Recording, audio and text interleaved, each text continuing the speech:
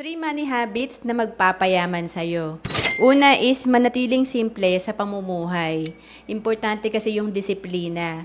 Kagaya ng lahat naman tayo nagsimula sa mababang income, halimbawa 20,000 per month. Kung nakakapagtabi ka ng at least 10% ng kinikita mo, magiging habit mo to hanggang sa lumaki na yung income mo, naging 50,000, 100,000 per month, and nandun pa rin yung habit ng pagtatabi at pag-i-invest. Pangalawa, gawin mong priority ang pag-build ng asset.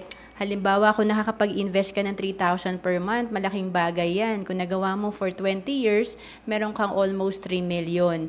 And kung itong 3 million mo, kung kumikita ng 10% per year, meron kang money working for you or passive income na 300,000 per year or 25,000 per month. Pangatlo, dapat meron kang goal sa pera na iyong natatanggap.